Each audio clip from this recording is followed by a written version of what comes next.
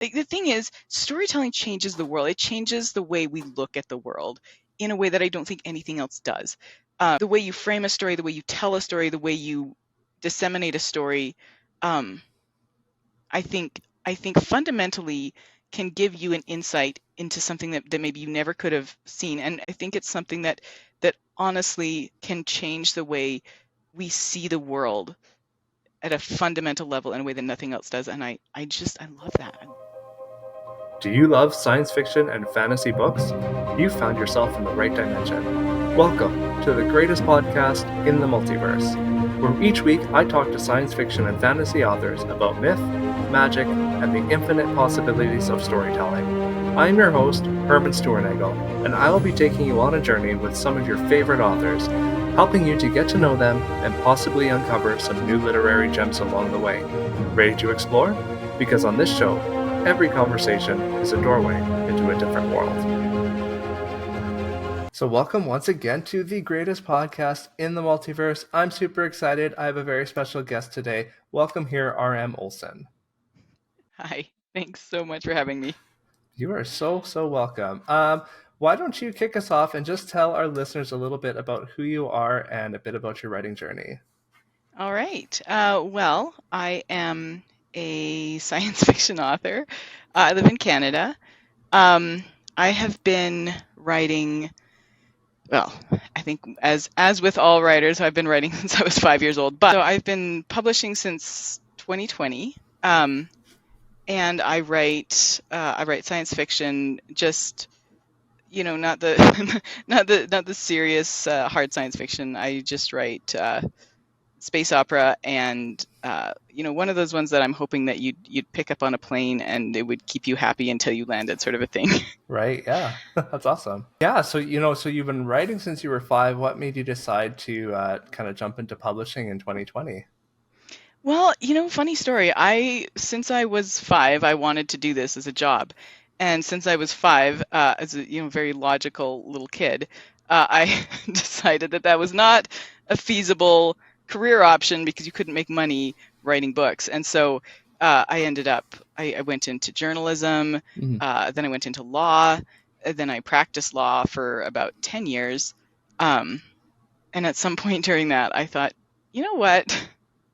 I could try. I know other people do it. Yeah. And so in 2020, basically for the entirety of 2020 and most of 2021, I was working essentially 2 full-time jobs because I was working my legal job, and then every spare second, I also obviously I have kids. I'm a single parent. So every spare second after the kids were in bed, I was writing. And then after about 2 years, I was like, I think I can do this. I think I can quit my legal job. And I'm lucky because I have a bit of a cushion. I still have a good relationship with a lot of my law firms, and so I can, I can do I can pick up contract work occasionally, if I need to. But right. I've basically been just working as an author since 2020, end of 2021. Wow. And yeah, it was like as a I look back and I was like, see, silly little kid me, I could have done this the whole time. Like, didn't have to take that long, tortuous path. Yeah, right. Yeah, I mean, it's one of those things though too. I was kind of the same way when I wanted to write my entire life, and that's one of the things you're told is that is not a viable career path. You've got to kind of do something else and write on the side. And yeah, I mean, I think it's something that, the ebook era has afforded a lot of authors to be able to do that wasn't maybe viable before. Oh yeah, no, I absolutely agree. And I think not just that, just the the internet and the social media, and there's just so many more options for people. I think the biggest thing when I first sort of made the jump into like, wow, I'm going to try this, seriously pursue this as a career, was an artist friend. And I was talking to her, and she said, and I said, oh yeah, I'd love to write for a living, but yeah, you can't do that. And she just like, if you treat it like a business, you can. There's so many resources available now that weren't 20 years ago, and you can. And I was like, really? And she said, well, I do art for a living. Nobody ever told me that you could do art for a living, and that's what I do. So, Yeah. um, yeah, it's mind blowing. I love this. I love this. People are like, oh, this technology is so bad. And maybe it's because I'm a sci-fi writer, or maybe, I don't know, it's chicken or egg, but I love it. Yeah. I love that we have this new technology and all this stuff. I just love it. Hmm. Yeah, I mean, and obviously, part of sci-fi too. There's good and bad to to everything. Like, no technology is inherently evil, but it's all depend. Like, yeah, like to that point, like authors have been using it to find an audience to be able to, put out books that and not need the gatekeeper of a big publishing house to to pick it up and say that yeah, this is worthwhile. Yeah, yeah. And there's so many more things that can be published. Like, good heavens, you can go into the indie author space and you can find literally anything you want. Like, people can publish like cool stuff that publishers would never pick up. I just Hmm. and then like you can read, like, just there's so much information that you can get, and you can figure stuff out. And like, you know that scene in one of those Avenger movies where he's like, "Oh, are you a quantum physicist?" And he's like, "Well, yeah, as of last night." Like, that's how it feels like to be as a writer. You're like, "Do Right. I know everything about like brain surgery?" Well, now I do. Yeah, and I mean I feel though like especially as an indie author, we have to kind of wear all of those hats that you wouldn't necessarily have to back in the day, at least as a traditionally published author. Where I mean, we're our own marketers. We're figuring out how to get a cover designer. We're figuring out how to find an editor. With that, some of those things that traditional publishing houses would have taken care of. The marketing, from what I understand, not so much anymore. Authors, even traditionally published authors, are doing their own marketing, but even things like running a podcast. I I guess I'm running a guess we're podcast doing now, that right? now. Yeah. So yeah, I mean, there's just so much more opportunity out there. Yeah. Speaking of covers, I just have to say this because I see your books in the background. I adore your covers. They're so Thank you so good. much. Thank you. Like my sci-fi covers, covers by Christian. He's a cover designer that I found through Facebook, and he's done an amazing job. I've been really happy with them. Every And time I then, see your books pop up on my feed, I'm like, "Holy crap." well, thank you. I do appreciate that. So how many books do you have published now? People always ask me this, and then I have to count. So I've got a 9 book series, a 6 book series, and then I'm 3 books into another series. So that's 18. 18 books. 18 18 books books. in under 4 years. That's incredible. That is absolutely Thanks. incredible. And you're a single parent. You were working in a law firm for half of that time. How on earth do you manage to find the time to write as much as you are writing? Never underestimate the power of extreme ADHD and extreme stupidity. Um, no, I do actually. This is another reason why I love indie publishing. Like, this is my playground. I love telling stories just as fast as I possibly can. I've got more stories than I can possibly write, and Mhm. so it's great because I don't have to wait for a publisher to okay it. I'm just like, I want a 9 book series and I want it tomorrow. Um, but no, honestly, how I guess as a single parent, I learned really quickly that I don't usually, and now my kids are older, so this isn't quite as Mhm. true. But when I started, it was like I could not guarantee myself more than a 5 minute stretch of uninterrupted time. Right. So what I do is I sit there and I hate it with all my soul, but I need to do it. I go through and I have these documents that I prep before. So I plot out my story. I plot out where it's going to go. I plot out each scene. I plot out the chapters. I plot out the characters. I plot out the character arcs. Like, it's a lot of work to get there.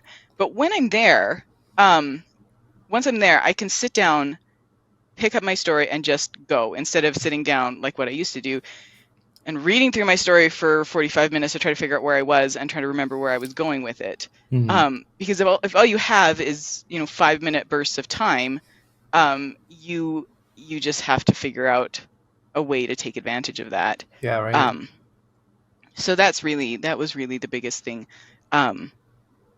So I just tried to make sure that I had everything lined up so that when I did get a second to write, I could just sit down and just write as fast, as fast as I Yeah. could.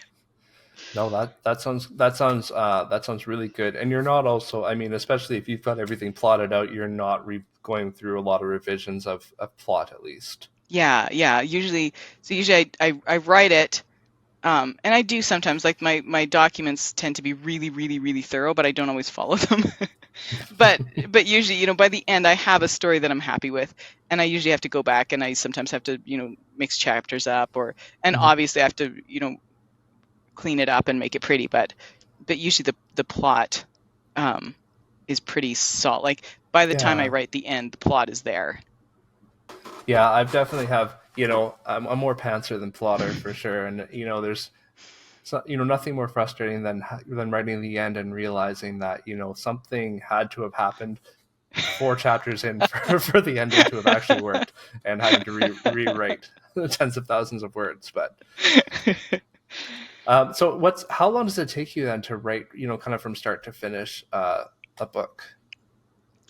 Well, that can depend a bit. So, um, in a perfect world, and I say in a perfect world, so I am I am ADHD and I am autistic, and um, I think, as with all of us, sort of in that COVID had been going on for about a year thing, and life, just everything was happening.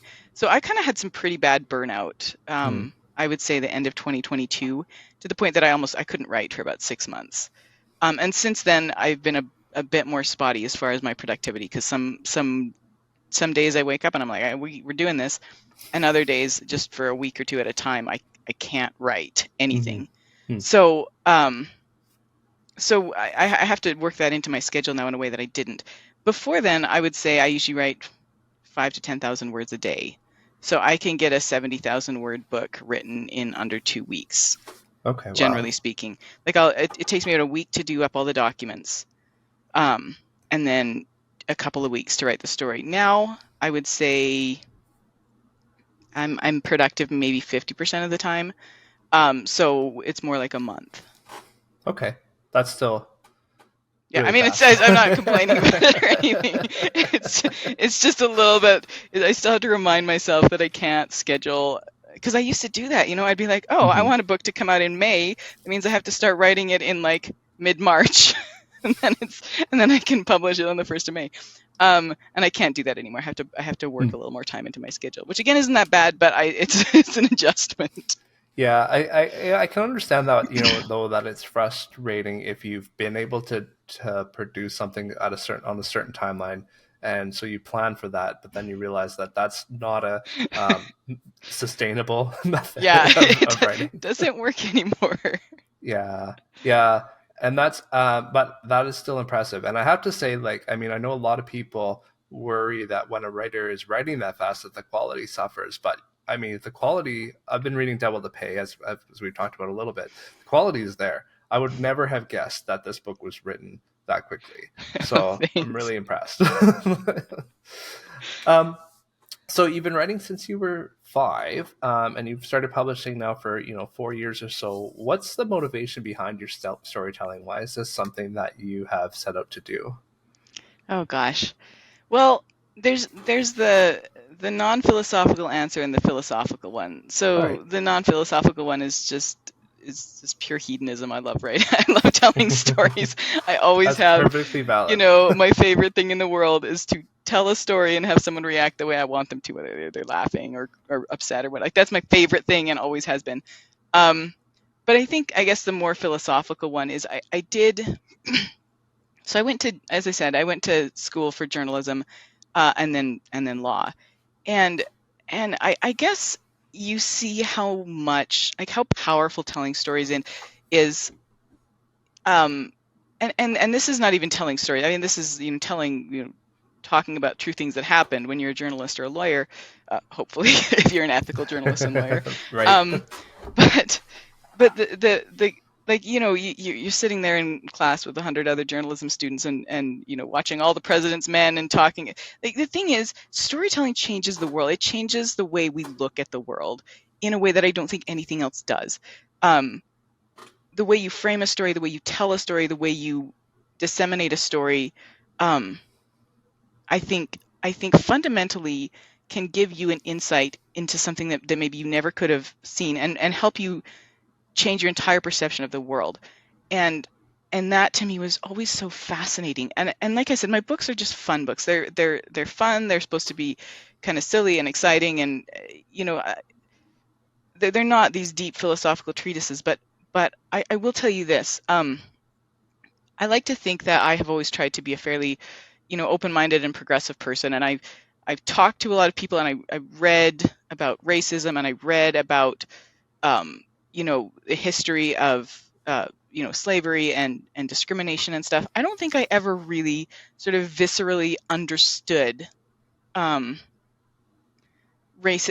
I'm sure I don't still. I'm a white person. I don't think I'll ever actually understand the experience of not being white in a country that doesn't treat you the same because of the way because of the color of your skin. But I think the closest I ever came was reading a kid's fantasy book written by a Black author, and it wasn't about racism, Mm-hmm. um, but it was about these characters in this story who were living, through this story and in this world, and there was something about um, empathizing with these characters and then realizing what how they had to walk through the world that brought that point home to me in a way that um, all of this other stuff that I had done to try to, to give myself a better perspective on this hadn't.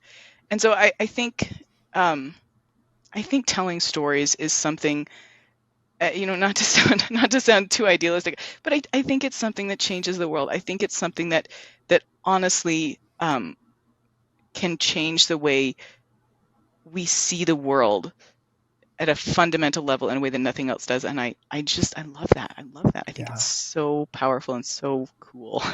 Yeah, that's awesome. I really love that so much, because I mean I 100% agree with that, and I think science fiction gives us an avenue to do that. That is it gives us a different way to do that from contemporary fiction because we have so much more to play with, Yeah. right? Well, and I think too, like the thing about speculative fiction is it's such a non-threatening way to do that, right?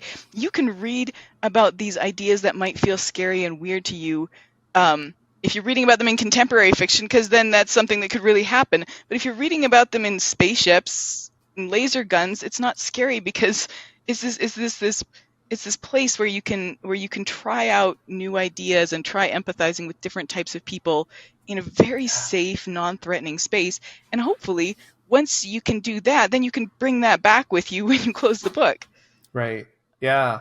Yeah. And that, that brings me to a question that I had. We'll jump around with the questions I sent a little bit, but one of the questions I did have for you, I mean, your cast is fairly diverse and your stories, they're not, at least what I've read so far, it hasn't necessarily, that's not the focus, but diversity is a big part of the story. Can you tell me a little bit about how that plays into your storytelling? Yeah, no, that's actually that's one of my favorite. That's one of the things I really have enjoyed about writing sci-fi. And again, I think back to our conversation about the fun of indie publishing. I think a lot of my stories, especially my earlier ones, would not have would not have been picked up in the way that they were um, without someone asking me to change various characteristics of various characters. But Mhm. I guess um, it was right around the time when I started thinking about serious about publishing that a lot of this stuff these movies came out that I hadn't seen as a kid. Um, I'm non-binary, but I was raised as a girl, and so my whole life I'm sitting here trying to find myself in these movies that I loved. And I know there's Princess Leia, but I didn't want Princess Leia. I wanted Han Solo. Mm. And Lord of the Rings, Aragorn was my favorite, and I loved Robin Hood when I was a kid, and I never saw myself in those stories. It was always somebody else, somebody who didn't look like me, who didn't sound like me, who didn't act like me.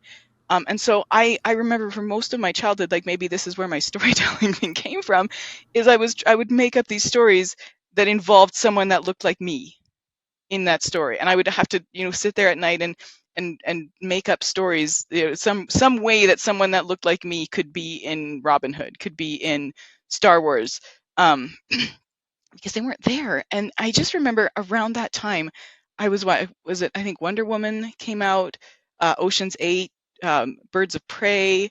Um, what's that one? I can't think of it. It's the Marvel one, Captain Marvel. That's it. Okay, yeah. Um, and all these movies came out. The new Star Wars trilogy. You can debate all you want about whether the new trilogy was great or terrible, but I'll tell you what.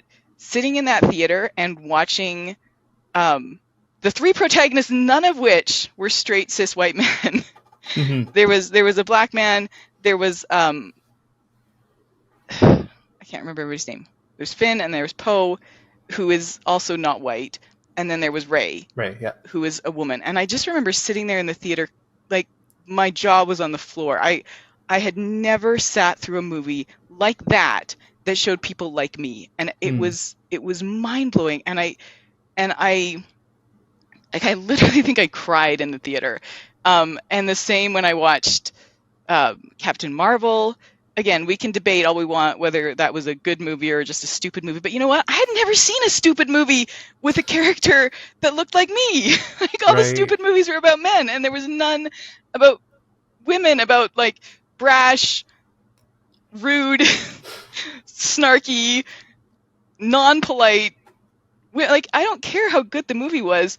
I saw a Yeah. movie that I loved that showed people that looked like me. And I think it was around that time that I just decided, if I'm going to write stories, I want people to see themselves in them. I want people who don't usually see themselves in stories to have the experience that I had when I sat in that theater and watched the first one of that new trilogy, and just was like, wait, are they really doing this? Is this really happening to me? Yeah. Yeah, it's I think seeing yourself portrayed in stories, or people that look like you or sound like you or have the same experience of you as you, is so powerful. Mm-hmm. Yeah.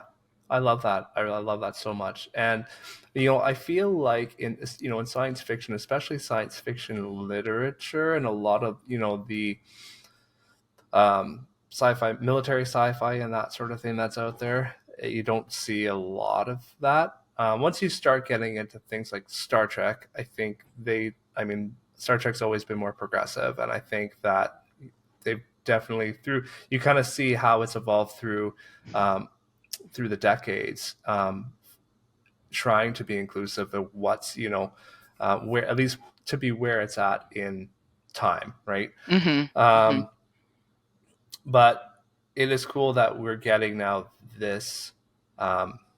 We're getting more stories that are diverse, Yeah, no, I and love that.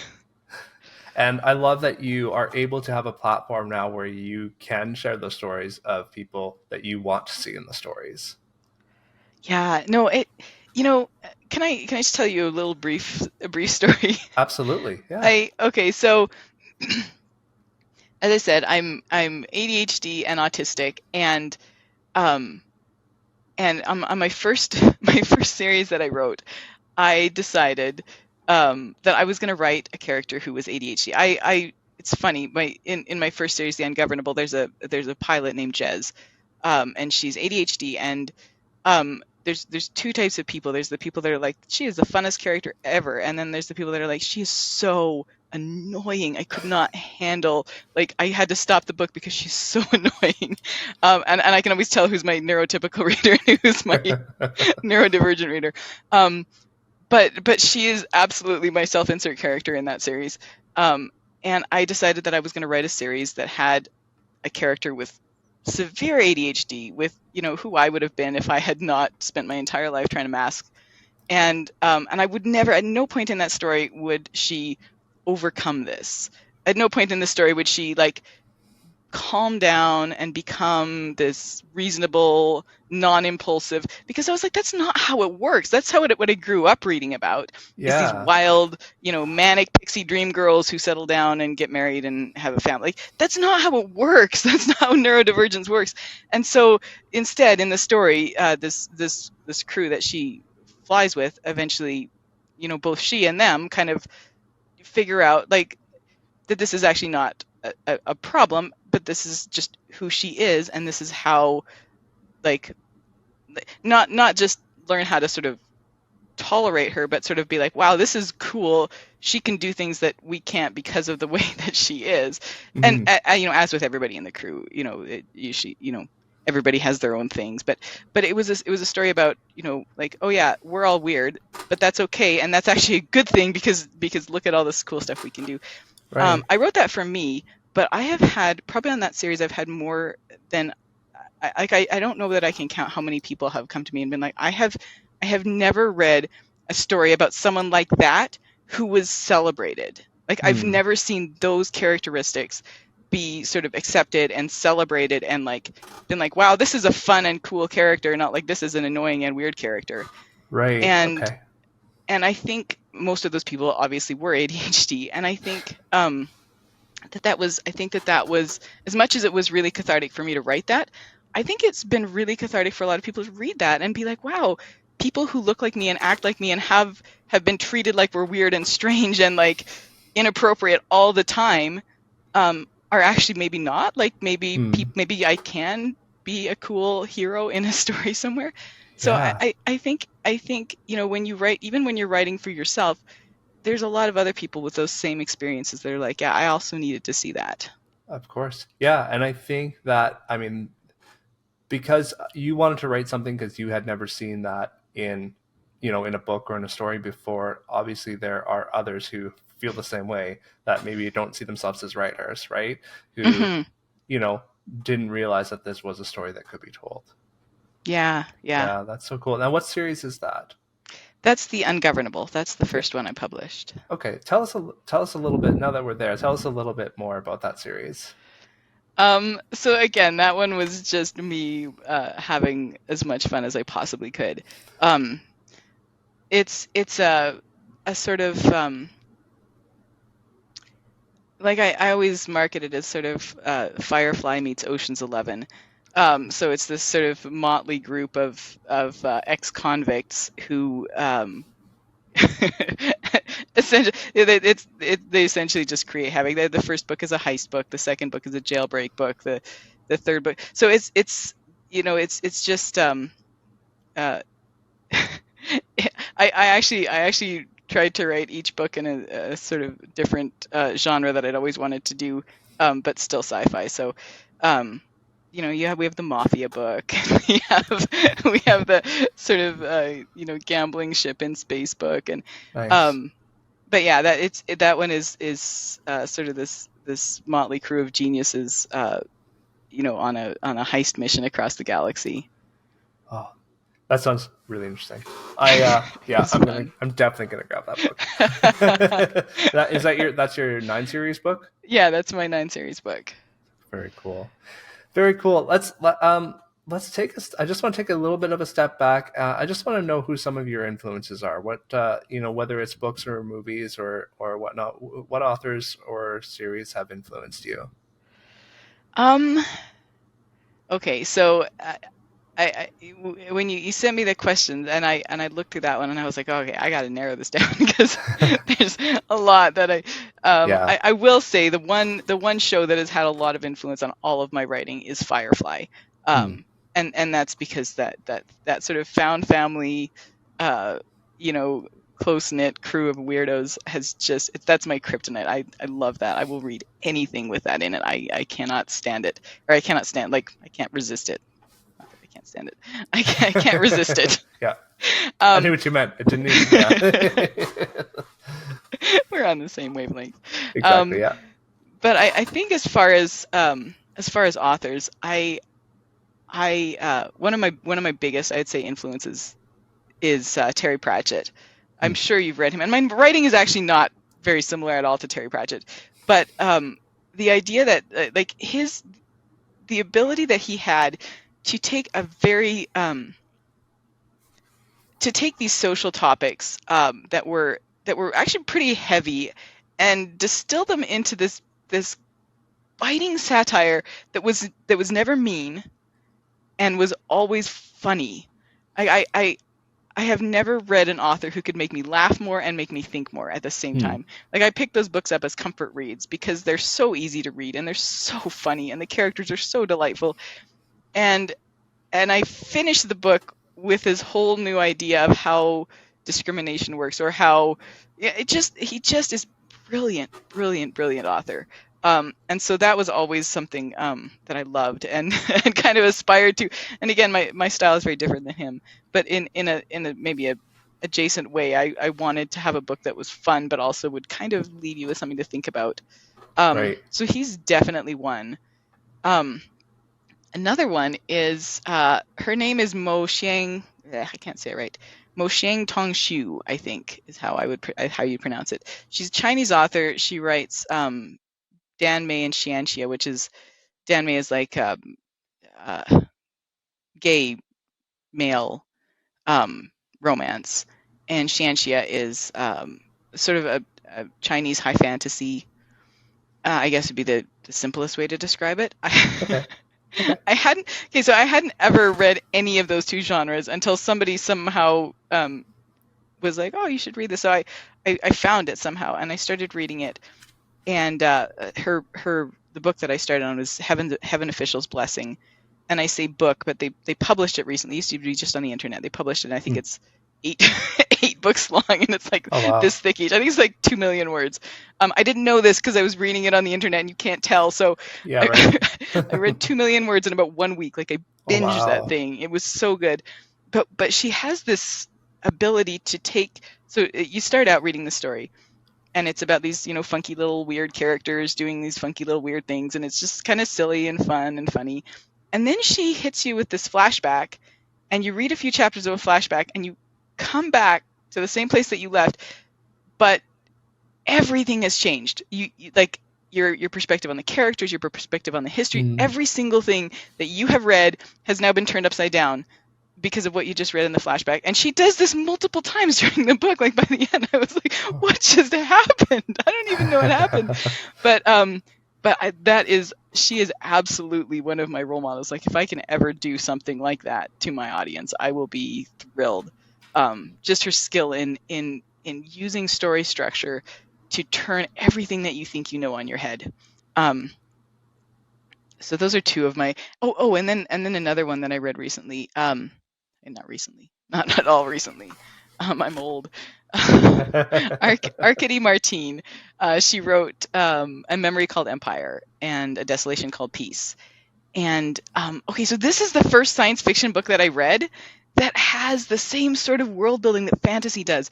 Just Okay. this, where you had like this rich, in depth, beautiful culture and food and language and poetry Hmm. and like the main characters walking down the street, and I had just never read sci-fi with that sort of immersive world building. It's usually like on these sterile spaceports where everything is bland and stainless steel or whatever. Yeah. And I'd never read a book like that, and it really it totally opened my mind to like what science fiction could be. And not every science Hmm. fiction has to. I think definitely Right. the bland stuff has its place, but I love that really immersive, rich, um, sensual world building. And Hmm. I didn't know you could do that in sci-fi, but apparently Yeah. you Right. can. Yeah. Yeah. It's so funny how some of those things just get embedded in people's minds of what you can or cannot do in sci-fi. Like just a very small, like this is a very small example of what this looks like. But I in Eclipse, my editor wrote a note in my manuscript. He's like, he's like, there's carpets on your spaceship. Like, this is sci-fi. This doesn't seem very futuristic. I'm like, I grew up on Star Trek: The Next Generation. There are carpets on Like, of spaceships. course there's carpets. Are you walking around in Like, bare feet on a cold floor? right? It's like, really, really? It's like, this just doesn't seem very sci-fi. I'm like, well, too bad. Hey, if they had technology to make spaceships, they can make carpets, okay? Oh, I was like, how does this idea, like that idea of like, and that, like I said, that's really a really simple, small example. But how does this idea that everything has to be cold and sterile, like, how does that permeate through, into what the perspective of what sci-fi has to be, right? Right? Well, and I feel like that. I was actually I was talking with some other authors. We were having a conversation on this topic a few weeks ago, and we were just like, there's so much depth that you get when you have a more immersive world. I think you people like the way you readers experience the story goes from like this like 100-mile viewpoint to like I'm right there in the story with you. um and I think a lot of that is, I mean, a lot of it is just good writing and whatever, but a lot of it is that immersive world. But when you Yeah. can see and hear and smell and taste what that world tastes like, you're there, you're not just Hmm. reading about it. And I Yeah, think it's so much more fun. absolutely. So how do you approach that? How do you approach world building in your stories? um so okay, so you asked a short question, you're probably going to get a long answer. That's Um, totally fine. but so usually I start. So when I'm getting to the end of a series, I'm like, oh, I should do. Okay, so here's the short answer. The short answer is I have a big dog, and I have to take her on like hour-long walks every day. Mm, That's my answer. And I just sit there and I world build as I walk cool. because there's only so many times you can walk the same path every single day for an hour before you kind of know that path quite well.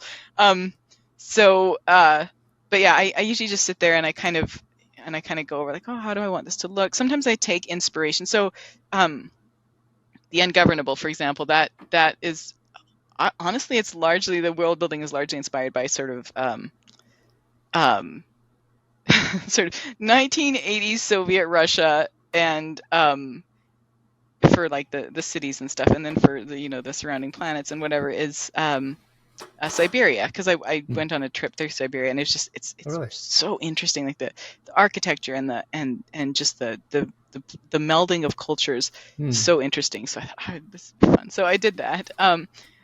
My Singularity series, which is the 6-book series, the world building in that one is kind of based to some extent off of sort of Portugal, southern Spain, mm, um, because that was sort of the vibe that I wanted. I thought it would be fun. I thought it would be fun to do like that old world sort of, you know, traditional religious society in a science fiction world. So, mm, they have uh their religious icon, but they're like holographic religious icons as they like carry them through the streets for parades and stuff. mm. So I just thought it'd be fun to play with that blending of tradition and modernity.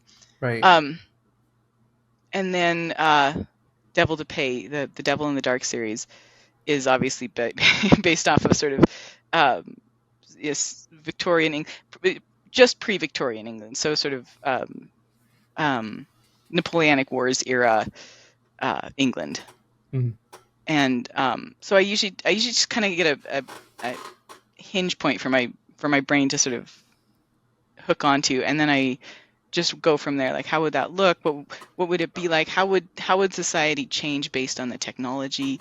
mm, Um, and how would technology change based on the culture? And just this sort of interplay of how all of that would interact, and then then I just end up. I usually start the world building a long time before I start the story. So by the time I get to I usually start a few months before I know I'm going to start actually writing. And so by the okay. time we get there, I've kind of got this idea of how this works. And then it gets fleshed out as I write. The more I write about it, the more it fleshes itself out. Mm. Yeah, okay. Yeah, that's really cool. And then and then you're able to kind of take it from there and build the story into these worlds, Yeah. which is really cool. Cool. Well, let's talk a little bit more about Devil to Pay specifically, just because that series, I know you have a new book coming out in the near future, and that's the fourth book in the series that's Yeah. coming. And when does that come out? That comes out, well, it's currently set to come out in August. I think I'm going to Okay, actually bring that up and have it come out mid July. perfect. So It's not too currently long set, now. yeah, so about a month. Yeah, time for people to catch up on before it comes out. Yeah, you still have Um, a month. You got 3 books to get through. yeah, and I mean they're quick and easy reads too, which is great. So the one thing I wanted to ask about, most space operas will tend to have aliens, and that's one thing that Devil. I don't know about your other series, but Devil to Pay at least does not. Now, I just wanted to ask, was that intentional in writing like a space opera without aliens? Is that something that, I guess what was the motivation behind that? Yeah, so actually, yeah, my Ungovernable series doesn't have aliens. Devil to Pay doesn't have aliens. Singularity does, but they're anyway. That's the only one. And I think it's because I do like aliens. Like they're fun to read about, but I actually really enjoy um I like exploring how humans react to things. Mm. Hmm. And I feel like and as I said, I love reading about aliens, but when I write, I it's more fun for me to see how people would behave. I guess to me, and again, this is just a personal preference, but I feel like oftentimes aliens are stand-ins for things like racism, sexism. I know, as a non-binary person, 99% of the non-binary creatures you read in sci-fi are not human. And Yeah, so right. which is again, it's great. It gives you this idea, this way to explore, but in some ways, I think it dehumanizes that struggle. It takes it away. It makes it too abstract, Mm. and I think, um, like, oh yeah, if I saw this green person with 6 arms that was non-binary, I would be totally accepting. But like my black neighbor next door who's non-binary had better stay in his lane. Mm.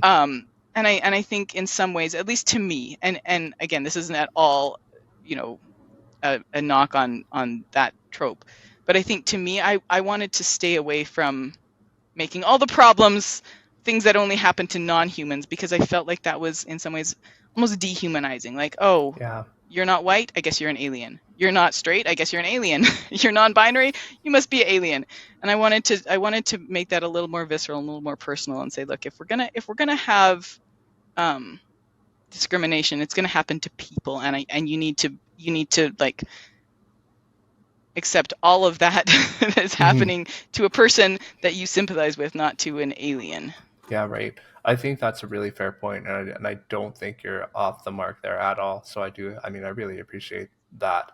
Um, and I think, I mean, to me, it also is reflect like you were talking about Firefly being one of your influences, and I think that's that's something that they do as well. Yeah, exactly. Yeah. And it just goes back to like, no, you have to actually deal with this as a person, not Hmm. as this weird entity that just showed up and now, you know, yeah. Yeah.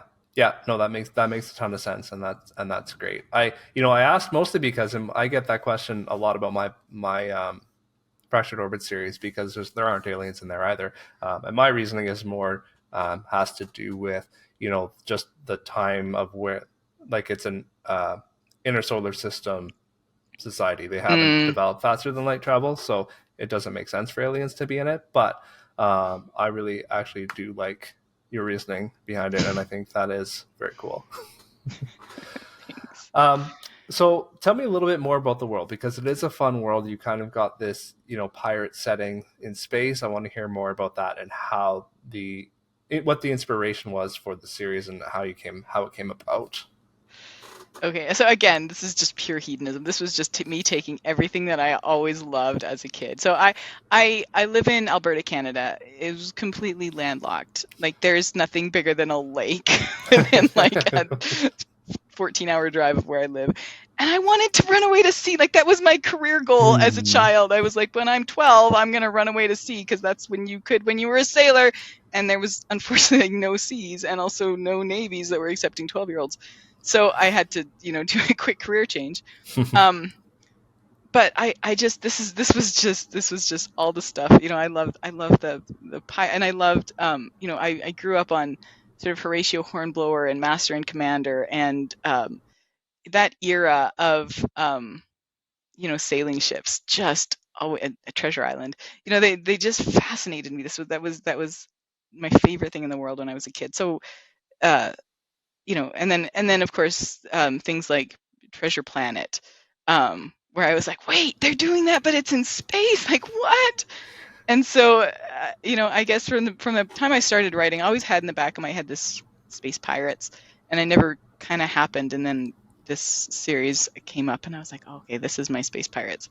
Um, so that was sort of where the idea came from. I just had always wanted to write sort of one of those naval military fictions from the Napoleonic Wars. Um, but I like sci-fi, so I was like, well, I'll do a sci-fi version of this. That's Um, cool. So yeah, that's kind of where it came from. Yeah, awesome. Yeah, I love it. Now, can you just give us, I guess, just a quick summary of the story, and or not a summary, but like an intro to the story, so our listeners can know what exactly it's about? Yeah, okay. So, Devil to Pay is about a officer, a naval officer, um, who discovers this cover up, and in the Navy, and he tries to take through the proper channels, and that does not go well. And so he decides that the only way that he can possibly deal with this is to go find this pirate captain who is notorious. She's kind of been the scourge of these this Navy for the past 20 years. But the cover up affected her too, and so he thinks that maybe she'll be this sympathetic ear, and nothing is quite as easy as he expects it to be. So it's a story about him eventually having to sign on to the pirate crew in order to get her to listen to him, and then a naval captain who's just started her first command, and this is her very first voyage, and it turns out that both of them are going after the same prize. Um, and now that and you said there's 4 books in the series, does each book kind of follow a different storyline? Yeah, so I'm trying to write. This is going to be a long series. This is going to be like 18 books. Wow. Um, so I'm trying to just to make it a little more manageable. I try to write sort of story arcs. So the first 3 books are kind of one complete story. Um, I think it's going to be about 6 books in the next one, and then so I've just got them kind of split up. So the first 3 books are essentially about Gracie, the pirate captain, and Hollis Ives, the naval captain, and sort of their interaction and their clashes, and how what comes of that, Yeah. and who survives it. And then the one I'm working on now, the 4th book, um, is starting out where there's an actual war. So Okay. it kind of goes much more into the military, like warships type of a thing. Hmm. Yeah, and how do you? I know you talked about your approach to world building. Do you find is there a anything that you find difficult in creating these worlds? I think for me, the thing that I probably struggle with most, and I say is like it's just the balancing act is between making a world that feels familiar enough that people can understand it, Hmm. and so you don't have to explain every little, like, oh, and then the cars looked like this, and then this is how people get, like, it's got enough familiarity that's kind of this touchstone that people can be like, okay, I know what you're talking about, but it's also different enough and unique enough that it feels new and fresh and not like everything else. So Right. kind of not falling into the stereotypes, but not being so far removed from everything that it's impossible to be immersed in the story. Yeah, right. Yeah, and I know you mentioned that you don't write hard sci-fi. It's kind of meant to be fun and approachable. Yeah, no, Yeah. that's always my first my first consideration is always the vibes, and then after that I'm like, okay, can I make the science? Like in Devil to Pay, there's ghosts, and I wanted ghosts. I just really wanted ghosts in my space pirate book. Nice. Um, and there is a scientific explanation for them, but like the reason they're there is because I wanted ghosts. Yeah, and I was gonna ask you about the ghost too because it's that's such a unique story element in sci-fi. How did that happen? What was the inspiration for putting that into this series? Okay, okay, so here's the story. So I finished. I was getting close to the end of Singularity. That's the series I wrote just before this one. And I was like, okay, I'm gonna start this new book. And there was 3 ideas that I wanted. I had this idea of these sort of Doctors Without Borders, this crew of like medical people that just kind of get flown in to these planets and have to deal with these things. And it was just supposed to be this goofy, funny thing. It turned out to be a horror series, so that's whatever that happened. But that was I was planning on it being this just sort of silly, funny, lighthearted thing. And then I knew I wanted this pirate book where with this pirate captain and this admiral who were arch enemies, and this everybody that kind of gets caught up in the fallout. And then there was another series that I'd thought of that was about these people who would like salvagers who would go through and if ships, this was where the ghost came from, these ships would be wiped out by ghosts, and they would have to come in and get rid of the ghosts and salvage the ships. And so I could not decide which of those 3 series to start writing. And then Hmm. I was complaining to one of my friends, and she was like, well, why don't you just put all that together? And I was like, you know what? That would be amazing.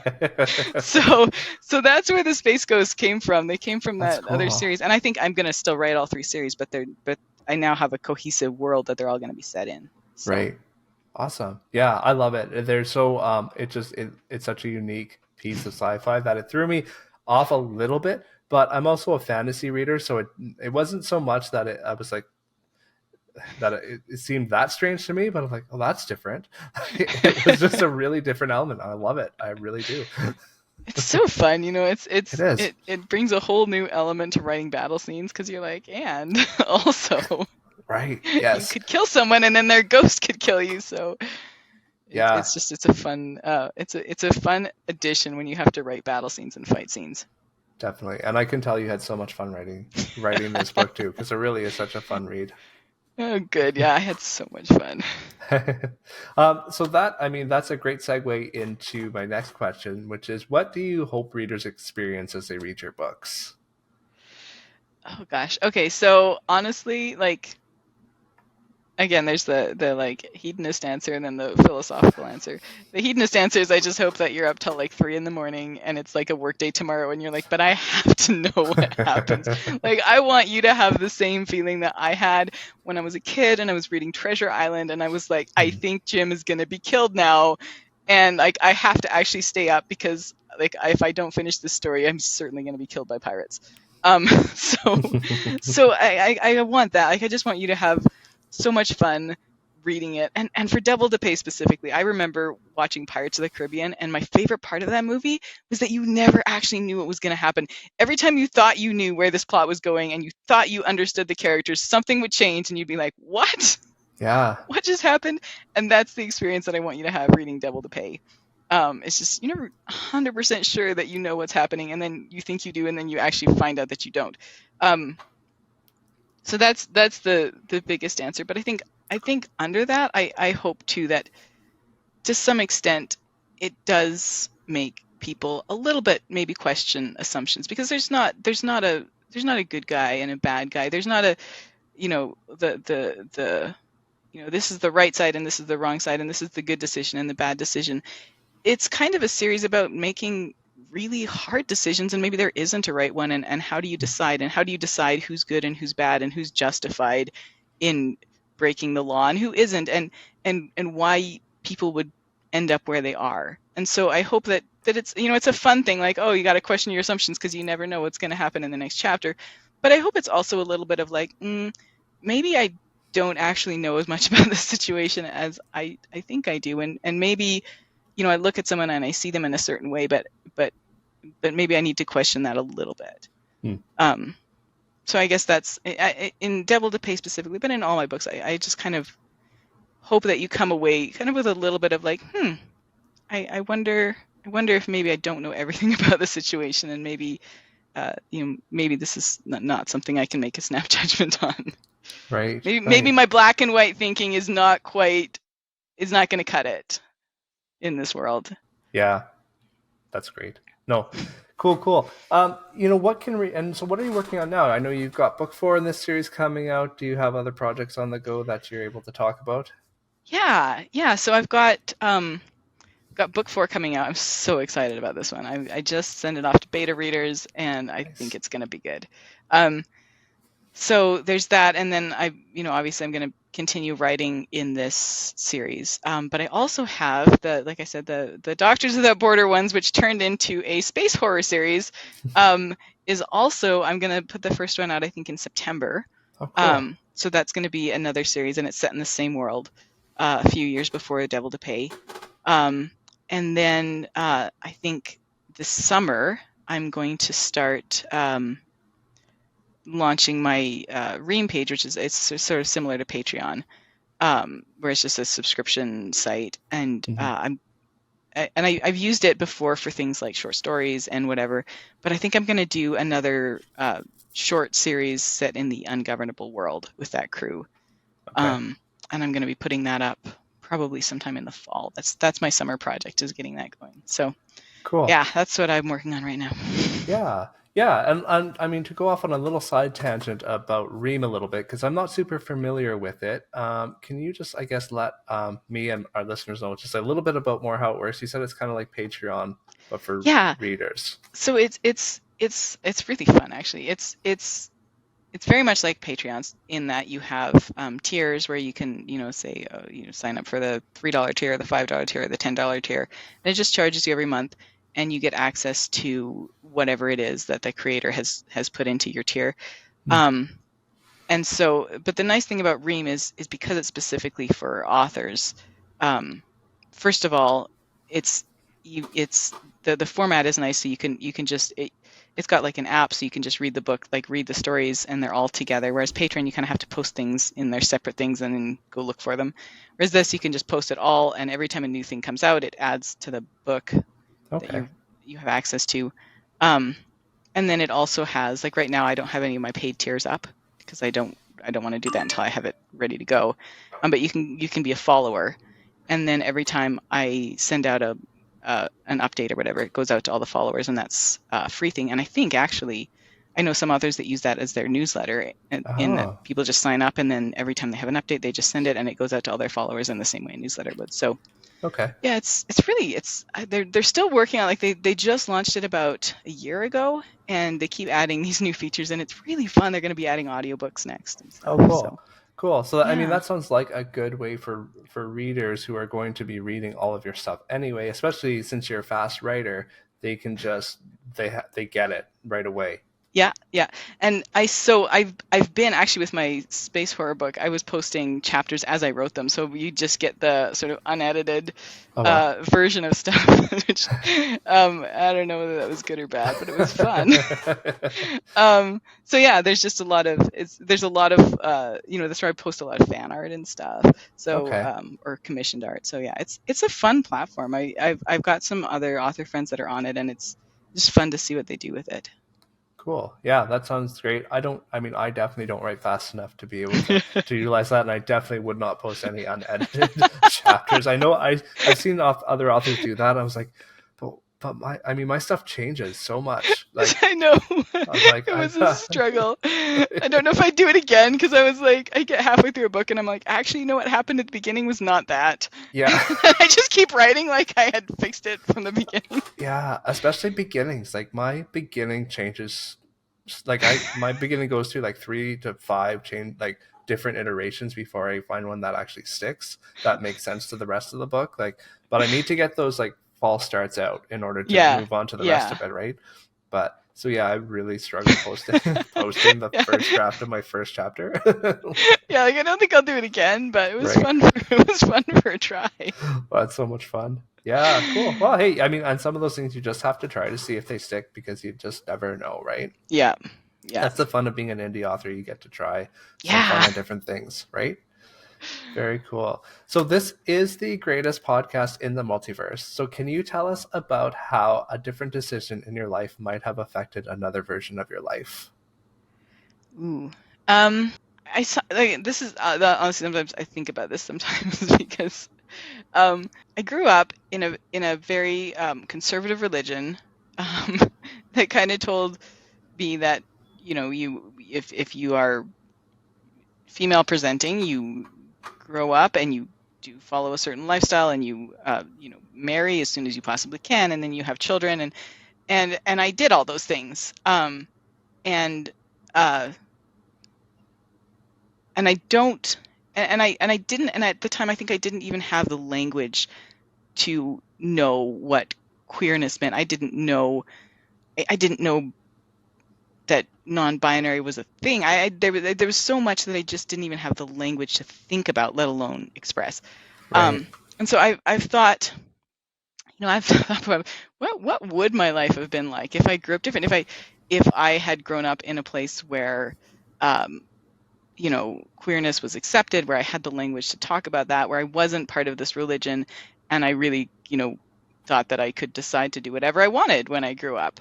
Um, and I think it would have been very different. I think I probably would have started writing and publishing probably younger. I definitely would have come out younger. I definitely would not have, my life would have taken a very different trajectory.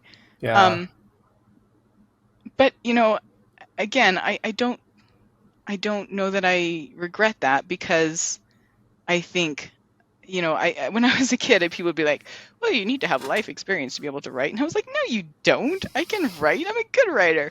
But it is true to an extent, like as Yeah. a 40-year-old person, uh, a lot of that stuff has I think that I can write about things in ways that I couldn't if my life had been sort of this easy dream that I am like, oh, that would have been so easy and my life would have been so nice. But I think in some ways, it would have. But I don't think that I would be writing the stories that I'm writing right now. I think I Right. would be on a very different path, and I don't know what it would look like. But I'm kind of happy with where I ended up. I Yeah. kind of like this version of the multiverse, Good. even if Yeah. it wasn't the easiest way to get here. I'm pretty Hmm. happy with where I am. Great. Yeah, and I mean that's those experiences that of our youth and that shape who we end up becoming, right? So Hmm. I know I always say that the stories I would have written coming fresh out of high school, like because I mean I interview some of these authors that are in their early 20s, and I'm like I would not want the stories that I would have written in my early 20s to Right. be out there. I look back at my stuff and I'm like, oh, thank God I never published that. Right. So can you tell our listeners where they can find your books and where they can find you? Yeah. So my website is just www.rmolson.com. And then I'm on Facebook. I'm on Instagram. I'm technically on Twitter, but don't follow me there because I don't do anything there. I've forgotten that it exists half the time. Um, As and most of the then, world has, yeah, yeah. right. Unfortunately, it was fun while it lasted. Yeah. Um, and then I my books are all on Amazon. Um, and I do have my Singularity series is currently available on all the retailers. I also have audiobook versions of the Ungovernable series, which are currently only available through Audible because I'm kind of going through a transition, but they will be available on all the other retailers soon. Um, and I say soon, it means when my little ADHD brain remembers to put them up. Um, and then I also have a YouTube channel which has a lot of my audiobooks as well. So Awesome. it's RM Olson sci-fi author or something like that. I don't remember. Cool. I will be sure to link all of that in the show notes. Oh, good. I don't actually remember what their Yeah, links are, it's all so good. that's It's all great. good. Definitely check the show notes. Yeah, thank you so much for joining me today. This has been a lot of fun. It really was. Thank you for having me. This Yeah, was you're a very fun welcome. conversation. Yeah, and I hope we get to chat here again soon. Thank you for joining me. If you enjoyed the show, like and subscribe on your favorite podcast app or on YouTube. You can find me on Facebook and Instagram at Greatest Podcast in the Multiverse. As well, you can help support the show by supporting me on Patreon. For as little as $5 a month, you can get early access to the show, as well as submit your questions for my upcoming guests. I hope to see you next time. Bye now.